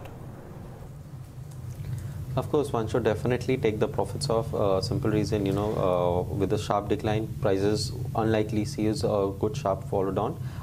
And anybody who's holding shorts, I think the stop loss should be at 578. Okay, thanks for that quick call, Manav. Stay on, gentlemen. Minutes away from market open, let's tell you all that you need to know to stay ahead in trade today. First up, earnings to watch out for. No nifty names today, but important mid caps: Aditya Birla Capital, Dr. Lal PathLabs, Graphite India could likely come with a good quarter. Manappuram Finance and Voltas all report their September quarter results today. And amongst the results that came out post-market hours yesterday, All Cargo Logistics, PNB Housing and Phoenix Mills reported strong set of numbers. While it was a weak quarter for Power Grid, Godrej Agrovat, Sheela Foam, Fortis Healthcare, Inox Wind and Balkrishna Industries. Cipla was expected to post a strong Q2. Now it has not only missed estimates but also come out with a weaker outlook for the second half of the year. Taking a cue from this, as many as 6 brokerages have downgraded the counter after the conference call with the management. Specialty chemicals maker Bodal Chemical says majority of its dye intermediate operations have restarted. Certain facilities had to be shut down due to environmental concerns, according to an earlier exchange filing. Lastly, some bulk deals. Reliance Strategic Investments has sold about 0.63% stake in BEML via a bulk deal, while William Blair has sold a similar portion of 0.66% stake in NIT Tech. Okay. Comments from Chakri Lokpriya, Managing Director at TCG Asset Management, joins us right now on the show. Chakri, good having you. Thanks much for joining in, and festive greetings to you and your team. Are you in the buy mode right now, or are you in the wait and watch mode right now? Good morning and happy Diwali and season's greetings to all of you. Yes, we are in the buy mode because you look at SBI results, and also there seems to be a sense of urgency on part of the government to resolve some of the issues which is impacting the lack of liquidity, lack of capital, which is a good thing. So, and also oil has come off significantly. It's down 18% in the last 2 or 3 weeks. That's a huge number. So while we don't know where oil is going eventually, but the current financials look far better than they did a month ago. So in light of that, any investment changes to the portfolio? Yes, indeed. Yesterday we added some State Bank of India, and the valuation still is under book value, probably at about 0.8, 0.9 times book. And it clearly looks like SBI, and along with some of the larger banks, will take away some market share from the NBFCs, both whether it is the consumer loan or whether it is medium-term loans. And I think that will support credit growth, and credit growth supports higher valuation. And therefore, that's what we've been adding. Chakri, between buying an SBI and an ICICI bank, both of which look on the cusp of major recoveries, which one would you prefer? I like both. That's a tough one, but if I have to pick one, it would be ICICI because the ROE improvement that you can see over the next year or so is far more clearer. Well, as SBI, equally good bank, but I think it will be a slower recovery process. This is the first quarter they've turned into a profit in the recent quarters. Any other space aside from financials? Financials, other than financials, consumer post their sell-offs, and auto ancillaries, but they were all down 40%, 30-40%. And some of them are beginning to look good on their valuation basis. So I think it's basically consumer-related ones we'll begin to look at. All right. Chakri, appreciate you taking out the time. Quick thoughts from Chakri Lokpriya there on the markets. We've got a minute left to go for market open. Let's quickly go across and get some top trading calls from our technical experts. I'll start off with you, Hadrien. Yes, I'll go with the sell Jubilant Food November futures. We are observing an extension of the weakness that we've seen in the past 2 days. I think in the short term, we're expecting a target of 1025, keeping a strict stop loss at 1073 on the upside. Got that. Manav, what about you? See, at the current levels, something from the PSU banks definitely looks quite favorable. I think Union Bank would be my top pick. At the current levels, there has been a good volume uptick in last couple of trading sessions. Strong support at 77. Keep a stop of 77 on the lower side for an upside target of 86. Okay, Manav as well as Hadrien, gentlemen, thank you so much for joining in today with your perspectives, and once again wishing you and your teams a very happy festive season. 3 seconds left for the markets to kick-start trade. We'll start off marginally positive, about 1/4% likely, and then let's see what we do post that. Yeah, about 1/4% for almost all of the key indices. The Nifty Bank not participating as much. The mid-cap and the small-cap indices will come up on your screen, and about 1/3% for both of these as well. The BSE small-cap index about 0.2%, so a bit of a muted start, but not that this was not anticipated. Bring up the heat map and let's see what's happening there. Well, a tick of green. This is in stark contrast to what was happening in trade yesterday. Remember, a lot of red in trade yesterday and not enough green today. It's a role reversal of sorts. Vedanta goes ex-bonus. Keep that at the back of your mind. But Cipla is the key one. Another 3.5% gone after the 7.5% downtick that we saw in trade yesterday. So this one clearly stands out as the stock of the week thus far. What's happening to SBI? Can I spot it anywhere? No, not. Okay, right here. Precious little happening in State Bank of India, somewhere around in this range. So very little happening to SBI. Tata Motors about a couple of percentage points. GAIL about 1.7% higher. Indiabulls Housing Finance and Yes Bank marginally higher. Bajaj Finserv marginally higher. Seems like some NBFCs and banks have a reasonable day, but it's not really something to write home about. It's a very, very flat start, but we're improving. Some strength now, about 0.5%. And frankly, maybe SBI, which is up about 1%, is helping. Maybe technology is helping because Nifty IT seems to be doing okay for itself. And stocks like Reliance Industries and HUL marginally in the green. And maybe all of that is leading to the markets now up a full 0.5%, 10,575. Well, the pain of yesterday getting eased marginally today, Devina. What are you spotting? Well, I'll start off first with some of the numbers that came up post-market hours, and since we were talking about poor numbers, Balkrishna Industries is one that we should watch out for to see how it's opened up for trade this morning. The stock's down about 4.5%, a bleak outlook by the management as well. The other one that disappointed was the Power Grid Co-op. Net profits were up just 7.9% to see how that stock is flat as flat can be. PNB Housing Finance is the other one. Along with that, we've got a Godrej Agrowet, Sheela Foam. PNB Housing Finance is up 3.9%. Godrej Agrowet up 1.6%, and Sheela Foam, which clocked and the revenue, the net profit was down 30%, is also looking weak in trade today, down by about 4% or so. The other movers then, and quickly going across to see what's happening in the Nifty 500 space. You've got Fortis Healthcare down 1.2%. Emphasis is down in the session. The other stocks losing out are the likes of Interglobe Aviation, down 0.8% or so. Pidilite is down. Jet Airways is down. Marico is down. We've got Persistent and DV's Lab both looking weak in the session, but Balkrishna Industries stacks up at the top. Amongst a few gainers, then just quickly run through those gainers as well. Dena Bank, Andhra Bank, UCO Bank. So the PSU banking pack, which has been star performers last week, continue to roll in the enthusiasm into this week as well. Andhra Bank is up about 5.5%. Dewan Housing Finance recoups a bit, about a 5% uptick on the stock. Phoenix Mills, and you've got the likes of an 8K Miles Quality Vakrangi, which are trading with gains of about 2.5 to 3% apiece. Well, let's get in a fundamental voice on the show. Jyotivardhan Jaipuria, founder and CEO, Valentis Advisors, joins us right now on the show. Jyoti, good having you. Thanks so much for joining in. Is this the first Diwali officially for Valentis, or is it the second? My memory fails me. No, it's the second. It's the second. Okay, it's the second Diwali. Nevertheless, so is the stage looking better at the second Diwali for the next 1 year? Because last time around valuations were not in our favor. This time around valuations seem to be in our favor. Are you going out and accumulating ideas around this festive season?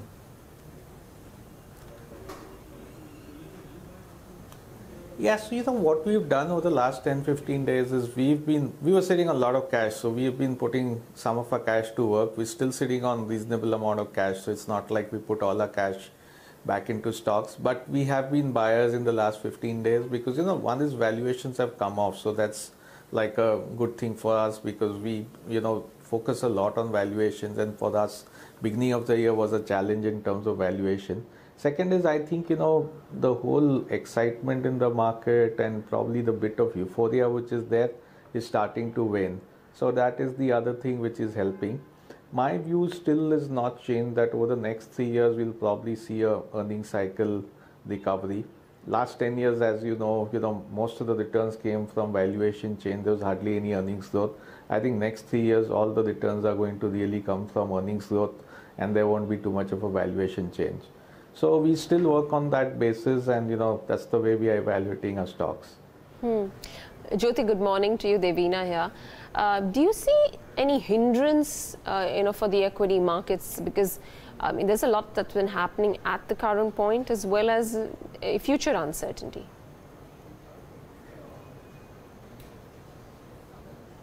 Yeah, there's a lot actually. So, you know, even though valuations have come off, one is valuations are not exactly cheap. They are not as, you know, demanding as they were a few months ago, but they're still, I would say, slightly on the higher end of fair value rather than, you know, on the lower end of fair value. Second is, you know, the global environment is not great. We have, you know, Fed hiking, and I think that's something which will continue. We're in the 10th year of a US expansion, which, you know, by historical standards is probably, you know, one of the longest expansions they are getting. So at some point there'll be worries on whether the US growth starts to slow down.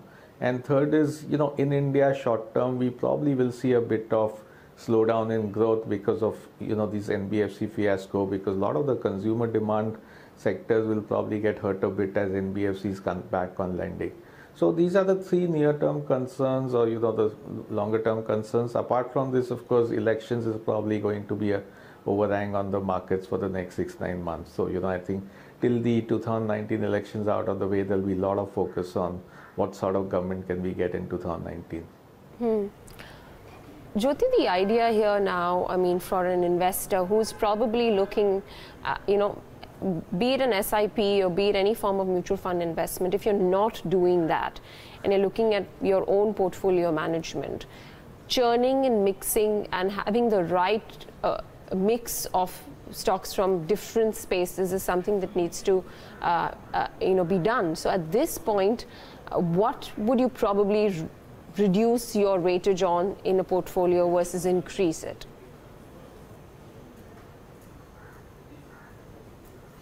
So, you know, from our point of view, the sectors which we are quite underweight on, one of them is telecom. The second, I would say, is consumer, especially the consumer staple space, because that's something which a lot of other people are quite bullish on. My view is that we've seen very high valuations in this space. We've seen them have a great run for the last 10 years. And so the risk is at some point we get an earnings slowdown, and because of that we get like quite a steep valuation derating. So what we like is stuff which people are not focusing on. Like our biggest overweight today is actually the capital goods stroke infrastructure space. So that's something which, you know, is totally underowned. It's done badly for the last 10 years. So if you look at, you know, historic margins, probably margins are running at a low end in this sector. Ownership is at a low end in the sector because nobody's owned it. Third is, you know, the sector is underperformed. So I think next 3-4 years we'll see a earnings rebound in this sector, and we'll see, you know, valuation starting to pick up also. So this is one sector which we are quite bullish on, and today is the largest space. The second thing which we like are the corporate banks. So, you know, we've had a long space where retail banks did well, the corporate banks didn't do well. But now over the next 3 years, I think corporate banks are going to do well, because as earnings recover, you'll see NPLs, you know, starting to ease off. Plus, the bankruptcy code is probably going to help. I think the whole pressure shifts now to the borrower rather than the banker, which used to be the case earlier. So that's the other space we are quite bullish on. Jyoti, within this cap goods universe that you're speaking about, is the preference going in for large cap or cap goods stroke infra? Is the preference going for large cap infra names like Larsen and Toubro, or are you veering towards names like Thermax and some of the others which are strictly capital goods and don't have an exposure to infrastructure?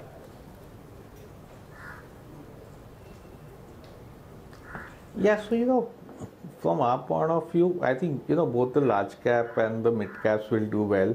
We have a bigger preference for mid caps at the moment because not everything in infra will do well. There's some segments which won't do well. So if we go back to the last infra boom, which was 2003 to 7, what we saw really was power generation was one of the biggest drivers of that infra boom. So I think next few years it may not be power generation. So we are actually not really into most of the power generation stocks. We are more attuned to people who are in road construction or who are supplying equipment which benefit from road construction. Second is select railway plays. That's the other thing which we've been really focusing on. And third has been a lot of machine tool companies. Because in some of these sectors what's happened is in the last 10 years there's been zero capacity addition. And demand has gone up. It's gone up much slower, but it's still going up. So utilization levels are reaching a very high level. And so there's a lot of operating leverage which will play out over the next 3 years. So I would say in general, we prefer the mid caps over the large caps, but I think some of the large cap names will also do well over the next 3 years. Jyoti, what did you make of these numbers from corporate facing banks like SBI and ICICI Bank in particular? Because actually even Axis did well. What's the view on these three? Because I think the conundrum is only around these three. Valuations in your favor, the past performance not quite. What would you be doing here? Yeah, so like I said, that's one space we are very bullish on. I think, they've gone through a long period of pain. So most of the corporate banks have written off a lot of NPLs. I think over the next 3 years, the provisioning will ease off dramatically. Second is some of these loans which have been written off or where the provisioning has been provided, we probably will see some write back of the provisioning, especially, those which are getting resolved in the bankruptcy code. So I think, we are at a very sweet spot here because valuations are quite low, earnings is probably going to tick up, and ownership is also still relatively low because, people have done badly in these stocks over the last 3-4 years. So I think, the corporate bank space is one space which will do well over the next 3 years. Jyoti, what about autos? I mean, they've really had a tough ride up until now. I mean, if you have to look at the somewhat performance, the entire auto index is down closer to about 18%. Does the recovery happen here, or do you see pain points sticking along for just a little bit more longer? Yes, when we look at autos, it's actually a wide variety of sectors, though it's all clubbed under auto. So, what has been painful this year has been the passenger vehicle segment, but that's also been the segment which has done very well over the last 3-4 years. So if you see valuations in that sector, we rated quite a bit. What we like has been, this whole year we've been playing tractors. So tractors has been our sweet spot for the year, and relatively that sector's done quite well. I think going forward for the next 2 years, we are quite bullish on the commercial vehicle space. So, that's something which we played since the beginning of this year also, but I think, next 12, 18 months, 24 months, that's one space which will do very well. So on the passenger vehicle and the two-wheelers, I think, relatively, they'll probably do well, but they are the segment which get hurt the most because of what's happening with the NBFCs. So, next 3 months, next 6 months, there could be a bit of slowdown in sales of the passenger vehicles. Jyoti, what about the financiers out there?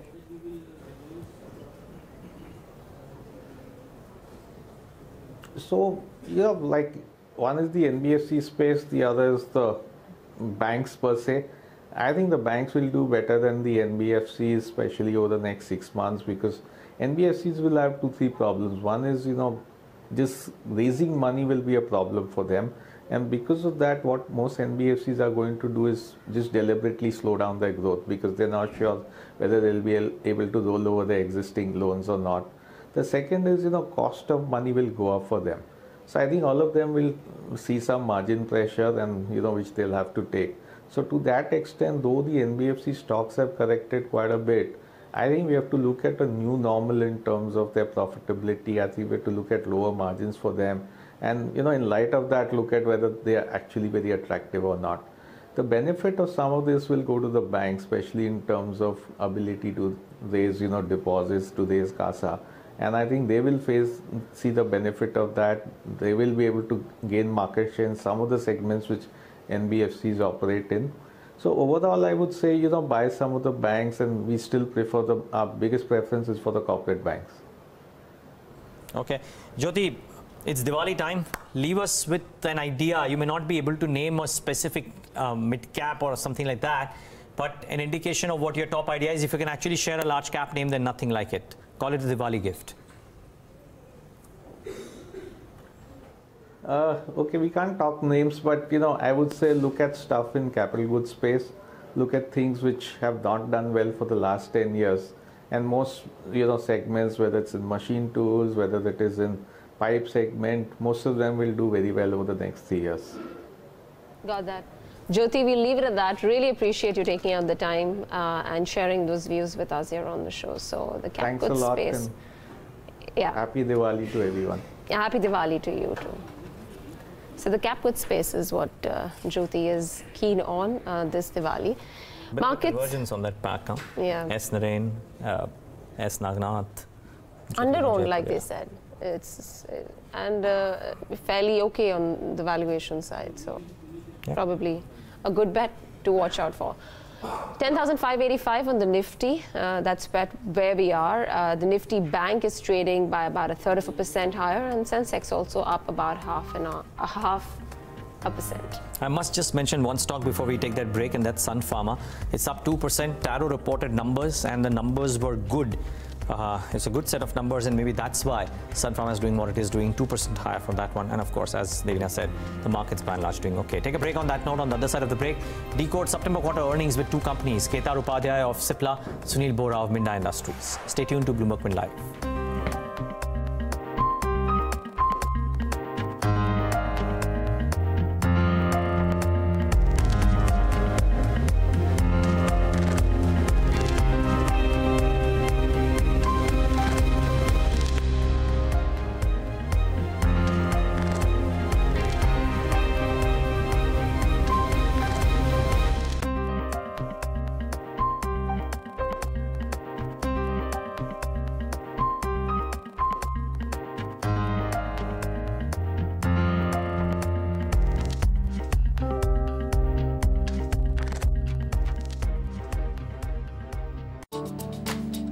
Good news, guys. Got a promotion and a damn good raise. Congrats, beta. Congrats, मेरी तरफ से भी. From mama too. वाह, raise? अब तो insurance policy ले ले. Insurance? कौन सी कंपनी से लूं? सोचना क्या? चूज वही जिस पर हो पूरा भरोसा. Veeru, go for convenience. My company is online, quick and simple. बेटा, but पॉलिसी समझाएगा कौन? वेबसाइट पे सब है पापा. I can even call and ask. Claim settlement का रेशो क्या है? मेरी कंपनी का 98% से ज्यादा है. That's good, but आज की generation wants everything online. Easy premium payment options, loan facilities और wide range of products. अरे पापा दीदी, I will decide. Just send your links now. तुम दोनों भी ना. Same choice. LIC. LIC trending with times. 62 सालों से हर जनरेशन की पसंद.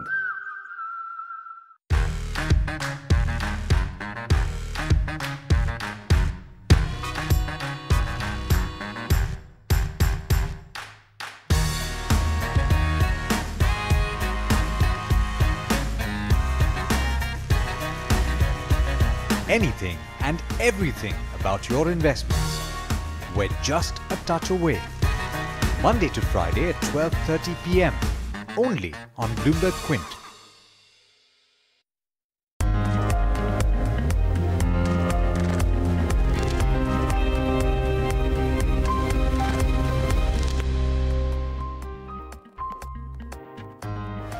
Strong show by the markets, now up about 0.7%. So good going really for almost all the companies. What's not, or for the markets at large, what's not doing well is Cipla. It's had a tough time in the second quarter with numbers missing estimates. But what's a bigger worry are the headwinds listed out by the drug maker for the rest of the year. Darshan Mehta caught up with the company's global chief financial officer Kedar Upadhye and started off by asking him what went wrong in the second quarter. If you recollect, last year's September quarter, the Q2 of last year had a higher base. We had a higher base in domestic business because that was a quarter after GST implementation. So we had a restocking benefit last year. Emerging markets and API also had a higher base as well. So I think we are starting this year on that higher base of last year. That is one. Secondly, in terms of capacity and supplies and overall serviceability, to various markets, we had certain deficits. So that was more an internal miss that we have to address. But I would say that, if you dissect various geographies, the private market segment, which is excluding the tender market segments, be it for emerging market or South Africa and other territories, private market segments did well. In fact, we improved our ranks, our growth continued, and overall EBITDA because of that held as well. So, for the quarter, we have reported 18.8% of EBITDA, which is among the peer group, one of the highest. And that was on the back of 18.4% EBITDA for the first quarter. So I would say that our Spain controls continued, private market performance across various businesses continued. The launches in US have gone well. Overall, the US revenues have seen only about $8 million increase compared to quarter one in local currency. However, the DTM performance is much higher. This 8 million increase masks a little bit of a decrease in the B2B segment. So if historically we were present in US through our partners, and those historical relationships are seeing a little bit of erosion, both because of pricing by our customers in the market, as well as the fact that we are not seeding new molecules in the B2B segment. So I think B2B segment is declining, and the increase in DTM is much higher than what we are seeing at overall US level. So on the whole, yes, overall the numbers might appear to be a little modest, but we are happy that our performance in the private market, which is what we could influence and which is what we could drive at, along with that Spain controls and overall profitability, at 18.8% EBITDA for the quarter has been demonstrated in this quarter. So I'll take you on these factors. So first, let's take first of all supply chain issue. If I'm not mistaken, this is not the first time that Cipla is facing supply chain issues. It's an internal thing. Why aren't you able to get this right? No, so we are getting right, plant by plant, product by product, and line by line. I think there are some of these factors are a little longish for us to attack and overcome. And we have to do this in the FDA CGMP environment, as you would know. That's why I think it's always better to take time and correct it after doing appropriate root cause analysis. And we are on it. And I think it's a matter of just 1 or 2 more quarters. And if you look around in the industry, every company which has scaled up its presence in US, I think it sort of goes through some of these issues. Sometimes you get approval, but you are not able to launch. Sometimes you launch, but you are not able to repeat the service order. And that happens because of a variety of the factors, which will be difficult for me to go into details now. But to answer your question, I think it's a matter of next couple of quarters, and we'll be able to overcome these issues. Okay. Secondly, on the margins, now you've had margins of close to 18%, and it's been a while since you are in this range. I distinctly remember, my earlier conversations with you, my earlier conversations with Umang, that you all said that gone are the days when margins used to be 25, 30%. The new normal is 21%. Now you're not even getting 21%. You're coming in close to 17 to 18%, and that too for a company which has a lot of branded business. So is that not something investors should be concerned about? Yeah, so I think the EBITDA for this quarter, the Darshan, is about 18.8, so very close to 19%.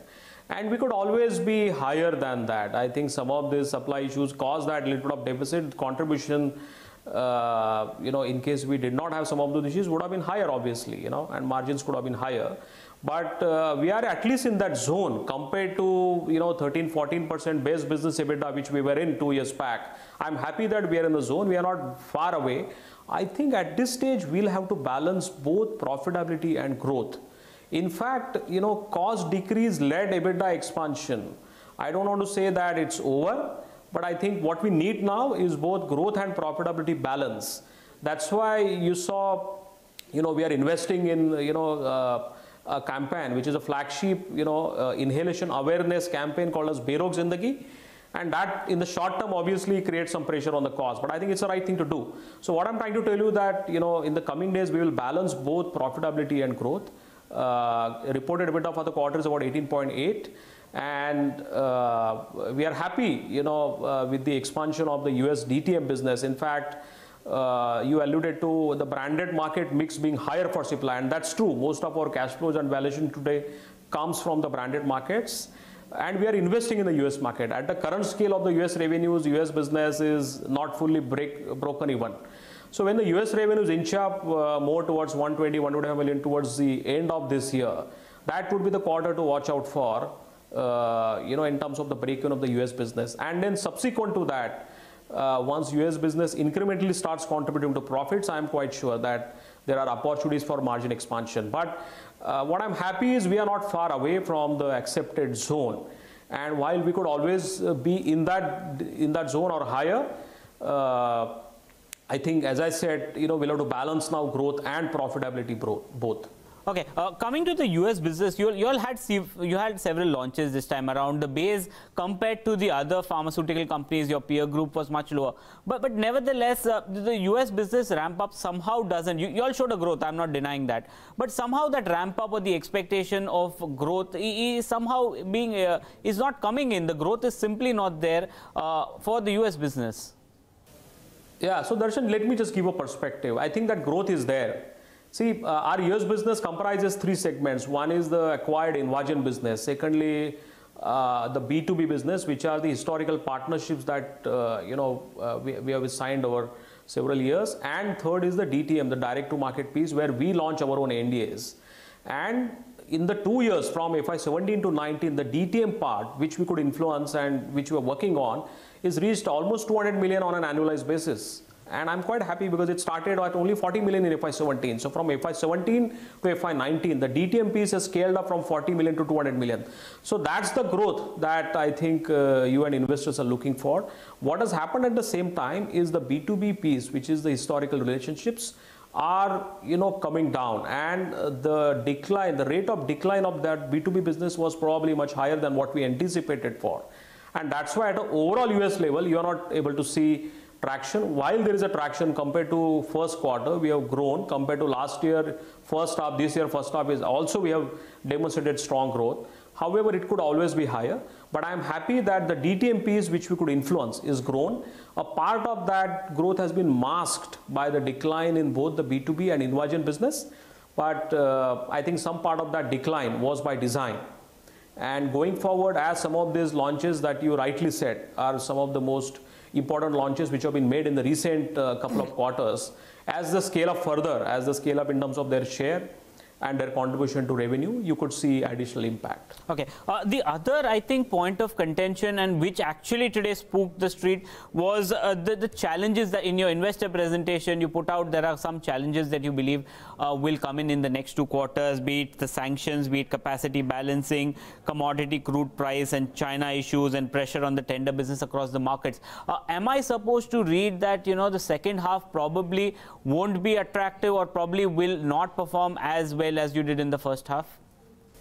Yeah, Darshan, I thought you would make a favorable comment on Cipla because of those comments. I think we are always in favor of being very open and transparent about the challenges being faced by the company, and that's in all fairness and in all transparency, we made that communication. That is one, but I think your question is important. What we also said on the earnings call that was recently concluded, today, that the absolute level of profits probably we won't like to see too much of a decline. There may not be too much of an increase as well. Quarter 4, there is a seasonality, reverse seasonality in India. So India revenues typically go down while US revenues will go up in quarter 4. But that was an attempt by us to be transparent with investors and media. Every single point alluded to in that particular slide is genuine, and it's impacting In fact, not only Cipla, because sanctioned countries or tender business environment, some of these things you are seeing in our peers as well. So I think some of the factors mentioned in that slide are more generic and at an industry level issues. Supplies is a internal thing which we have to get back on track. But I think the attempt was to be very open and transparent with media and investors.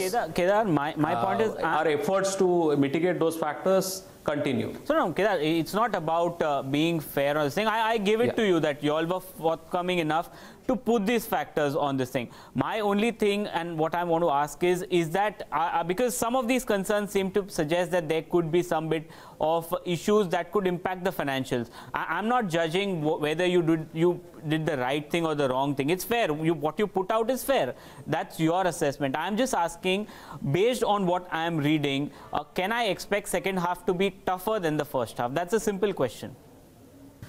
I think it will be tougher for those issues which are listed down. For example, if the sanctions announced by US go through completely, whatever contribution is there in Cipla today because of those sanctioned countries will face a challenge. Similarly, we alluded to other geopolitical issues and inability to effectively participate in the tender business because of the constraints on the funding environment. So to the extent those funded tender businesses contribute to Cipla's top line and bottom line, we will face issues. But that does not mean entire company is clouded by that. I think those are selected 2-3 items which we felt it's appropriate to communicate in all openness and transparency, and we have spoken about it. Our work on private markets is cut out. Our work on costs is cut out. Our work on making robust filings in US, our work on ensuring that the important limited competition launches which you have filed, ensuring that we get to a fair share of the market there, that is cut out. So I think we'll continue the progress on identified areas of priority, and I think beyond our effort to be transparent with investors, you shouldn't read too much into that slide. We leave it at that. Thank you so much for joining us and being candid enough to answer the questions that we've posted to you. Thank you.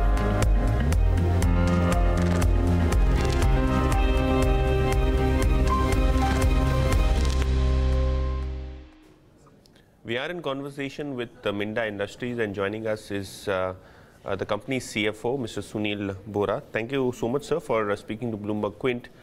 First of all, I would like to ask you on the operating performance. You have been able to maintain your margins on a year-on-year basis, and sequentially we have seen an improvement despite the fact that commodity costs have been higher for most of the auto and auto ancillaries. How do you really see the margin picture moving forward, and what have contributed to the margin expansion on a sequential basis? Yeah, hi Jatin. To start with the margin for full year, as you know that our full year stated guidance for margin for this year has been in the range of 12 to 12.5%, and there has been a good journey in last 2 years. If you see 2 years back, our margin was roughly 10%, and last year it was a little north of 11%, and this year our stated guidance was to have a margin of in the range of 12 to 12.5%, and fortunately, we have been able to be at the top end of our guidance. To answer to your point in terms of how we have been able to maintain our margin despite the pressures, yes, there have been pressures in terms of commodity margin, but at the same time, we have been very nimble, we have been very focused on our cost management. While there have been some higher costs in terms of commodity prices or foreign exchange losses, we have been able to absorb not only that, but we have also been able to deliver, I think, beyond the expectations. Our volumes have been higher. That also helped in terms of maintaining our margins. Fair enough.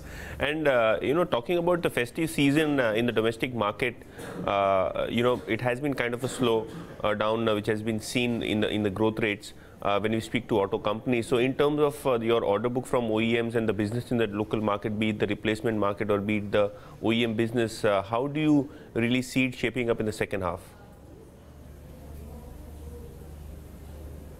Yeah, so we are quite upbeat about the sector overall, because Indian market, as you know, is highly penetrated. Yes, we do agree that there are some short-term small headwinds because of the financial sort of a short-term crisis or pressure in the system across, which is obviously impacting the demand for vehicles which are backed with finance leasing. But in terms of order book, we are quite confident that we will not only be in terms of matching the growth of our OEMs, but we will be able to deliver our stated guidance of more than significantly more than the OEM increase in supplies. The OEM growth has been in the high single digit. For first half, it was close to 9 to 10%. And as you know that our sales are directly linked with the OEM sales, and we do have further sectors in terms of aftermarket, etc. The team is also working on in terms of increasing our efforts on R&D. I'm sure you are aware of that we have opened recently a new center at Pune called Create in terms of developing newer products.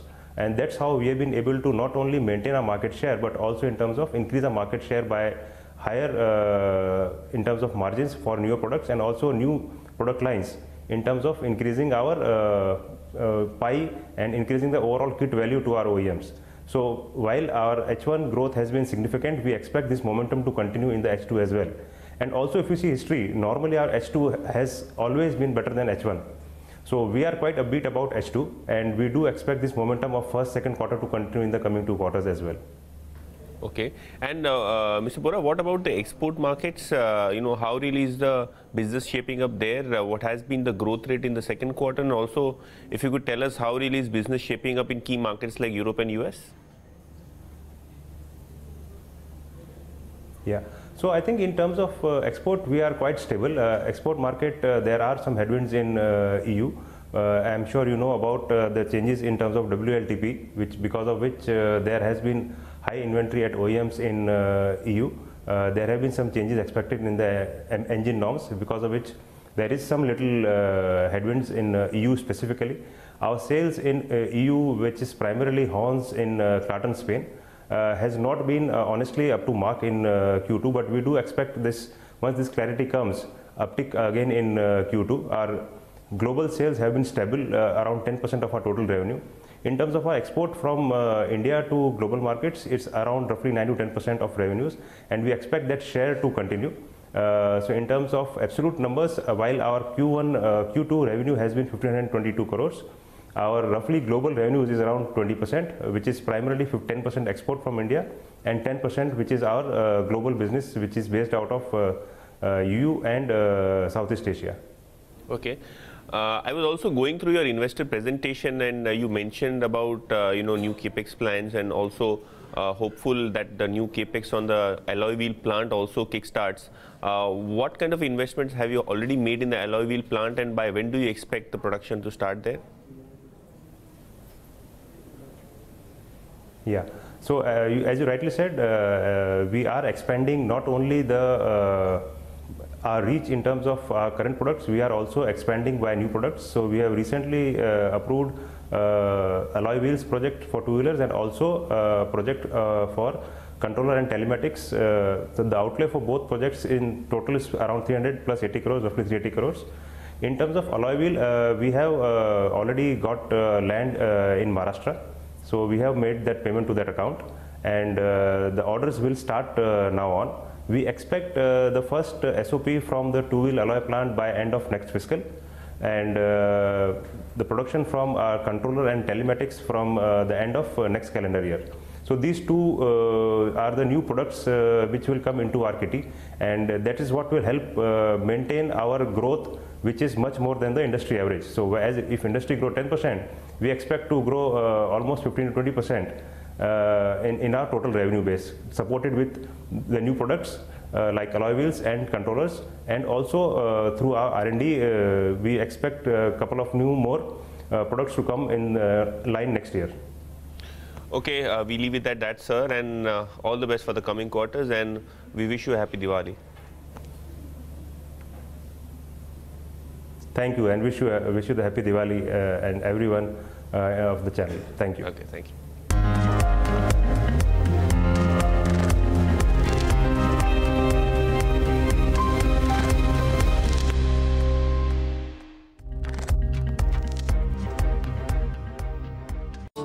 Good news, got a